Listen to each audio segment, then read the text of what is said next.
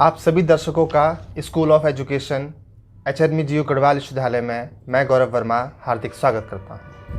आज हमारे साथ प्रोफेसर अनिल कुमार नौटियाल सर हैं, जो स्कूल ऑफ एजुकेशन में प्रोफेसर हैं। सर, मैं आपका हार्दिक स्वागत करता हूं कि आपने अपना कीमती समय दिया। सर, सबसे पहले मैं आपको बधाई देना चाहता हूं कि आपको CUET का नोडल अधिकारी और PhD का कोऑर्डिनेटर और साथ ही एग्जामिनेशन कंट्रोलर भी बनाया गया है। सर, मेरा पहला सवाल ये है कि आप कैसा महसूस कर रहे हैं तीन पद को संभाल कर? देखिए गौरव जी, जहाँ तक महसूस करने की बात है तो ये तो विश्वविद्यालय का जो कार्य है वो टीम वर्क के हिसाब से होता है, और जब सबका सहयोग मिलता है तो फिर काम करने में कोई परेशानी नहीं मिलती। और मैं इस विषय में बहुत सौभाग्यशाली हूँ कि मेरे साथ एक बहुत अच्छी टीम है, जिसमें हमारे असिस्टेंट रजिस्ट्रार श्री अरविंद कुमार जी और मेरे साथ मेरे दो सहयोगी डॉक्टर रमेश राणा, डॉक्टर गंभीर कठैत, हमारे डाटा ऑपरेटर एंट्री जो है बद्रीश कुमार, और एक हमारे सहयोगी सुभाष चौहान हमारे साथ हैं। और साथ में आदरणीय वाइस चांसलर मैडम का, कुलपति मैडम प्रोफेसर नौटियाल मैडम, और हमारे pro vice chancellor professor RC Bhatt ji का हमें बहुत निरंतर मार्गदर्शन मिलता रहता है, इसलिए हमें काम करने में कोई दिक्कत नहीं है। सर, हमारा विश्वविद्यालय PhD एंट्रेंस करवा रहा है इस बार, और आप कोऑर्डिनेटर भी हैं PhD के, तो सर कैसी तैयारी चल रही है एग्ज़ाम की?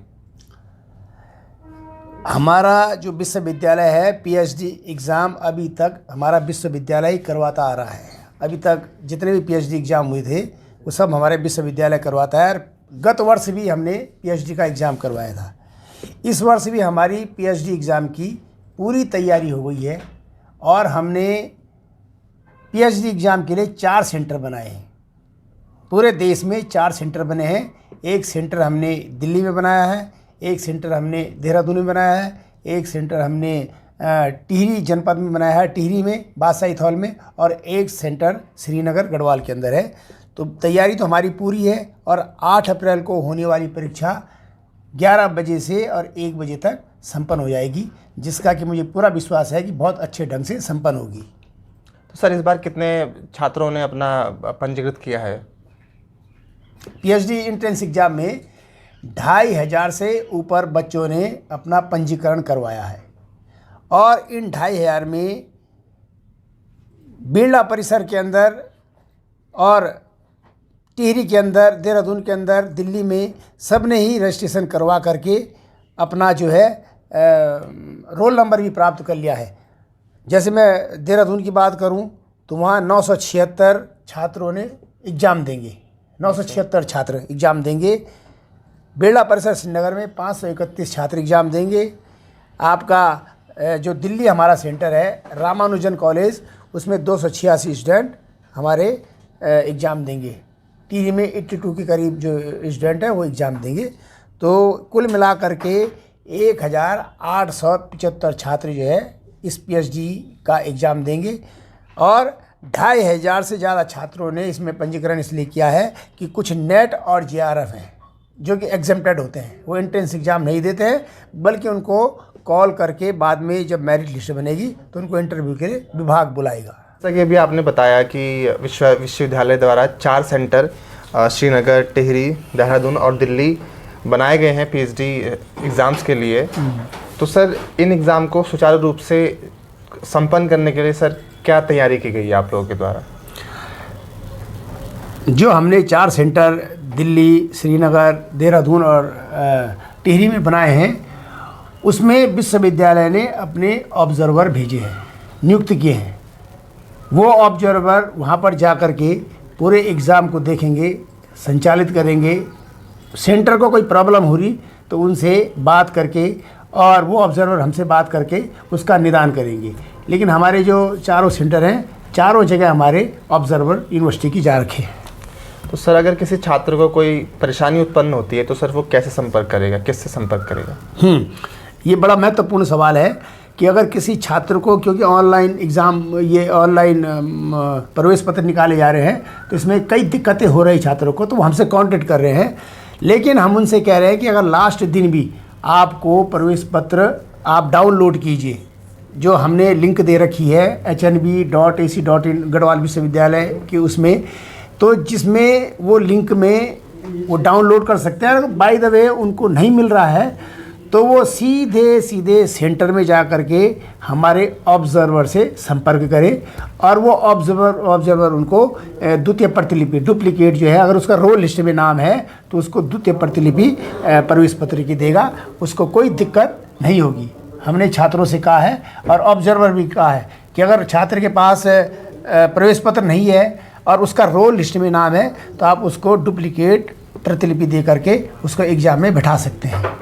सर ये तो बहुत बड़ी बात है विश्वविद्यालय के द्वारा कि इतना आसान बना दिया गया है चीज़ों को, और अगर कोई छात्र अपना परीक्षा का एडमिट कार्ड नहीं निकाला है तो वो भी एग्ज़ाम दे सकता है। काफ़ी फ्लेक्सिबिलिटी की गई है। जी तो उसके लिए सर काफ़ी हमारी कोशिश है कि बड़ी स्मूथली और बड़े सहज ढंग से ये एग्ज़ाम संपन्न हो, छात्रों को कोई दिक्कत ना हो, और अगर छात्रों को दिक्कत होती है तो हमारे ऑब्जर्वर से वो कांटेक्ट कर सकते हैं। जी सर। तो सर फिर जो ये एंट्रेंस एग्ज़ाम अभी छात्र देंगे, इसके रिज़ल्ट आने की कब तक संभावनाएं हैं? रिजल्ट हम कोशिश करेंगे कि जैसे ही जो है एग्ज़ाम समाप्त तो 8 तारीख को होगा, तो उसके बाद हम अपनी त्वरित कार्रवाई कर लेंगे इसके रिजल्ट बनाने के लिए, और मैं समझता हूँ कि 15-20 दिनों के अंदर 20 या 25 दिन के अंदर हम जो है इसका रिजल्ट तैयार करके और विभागों को पहुँचा दें। सर जो कि आप नोडल अधिकारी भी हैं CUET के, तो इस बार UG अंडर ग्रेजुएशन में सर एग्ज़ाम कब तक होंगे और कितने पंजीकृत हुए हैं इस बार? हाँ गौरव जी, ऐसा है कि जो CUET का एग्ज़ाम होता है, common university entrance test, 2 phase में होगा, एक UG स्तर पर, एक PG स्तर पर।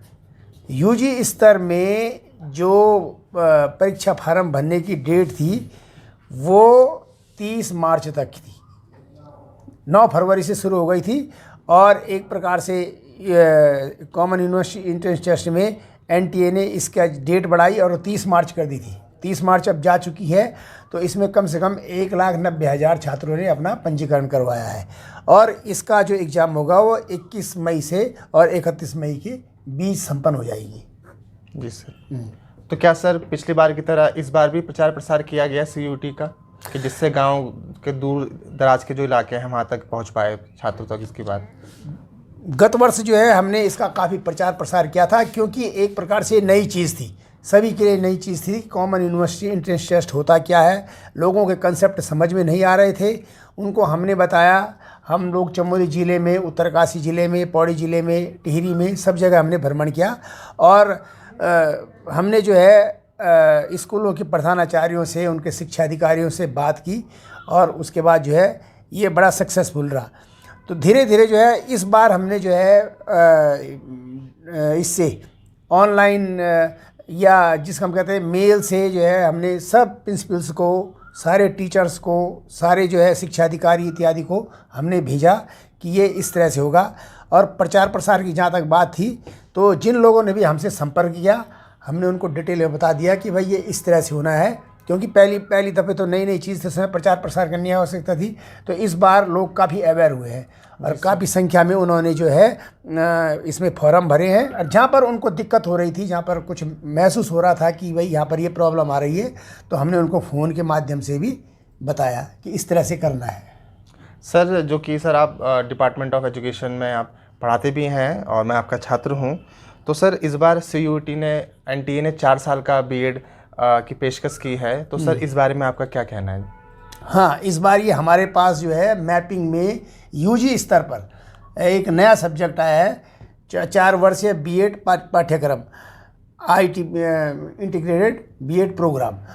तो ये जो पाठ्यक्रम है इसमें काफ़ी तादाद में, अच्छी संख्या में छात्रों ने अपना रजिस्ट्रेशन करवा लिया है, और ये एक बहुत ही बढ़िया कोर्स है जिसको कि IIT संस्थाएं इसको करवा रही है, मैनेजमेंट की संस्थाएं करवा रही है। हमारा सौभाग्य है कि एक पायलट प्रोजेक्ट के रूप में हमको ये कोर्स मिला है, और ये कोर्स जो है पहली बार शुरू होगा। तो इस बार जो है जल्दीबाजी में ही हमने जो है इसको मैपिंग में डाल दिया, क्योंकि अगर इस वर्ष न डालते तो हो सकता है 1 साल डिले हो जाता और बाद में जो है 1 साल के बाद ये शुरू होता।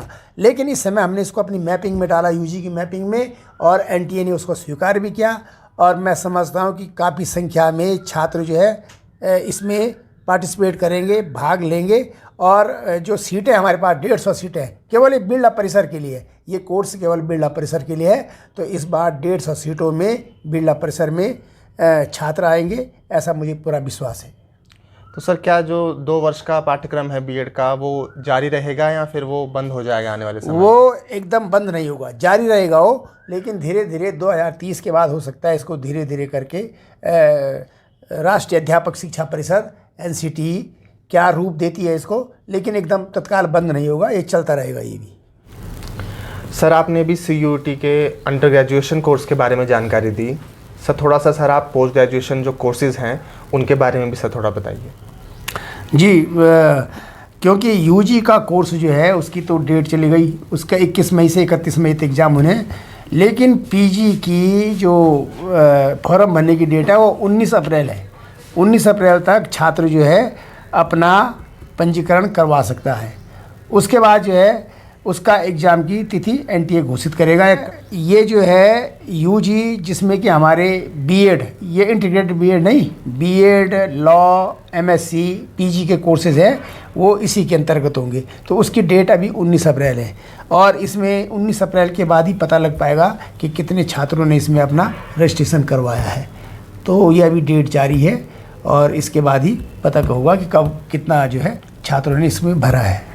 जी सर, धन्यवाद सर, आपने इतनी सारी हमें जानकारी दी। कहीं ना कहीं छात्रों को इस विषय में लाभ होगा और लगातार जो भी एग्ज़ाम से रिलेटेड या जारी जो भी समस्याएं हमारी होगी हम आपके बीच लाते रहेंगे और आपसे उन सवालों का जवाब लेते रहेंगे। बहुत बहुत धन्यवाद सर, आपने अपना कीमती समय दिया। थैंक यू, नमस्कार।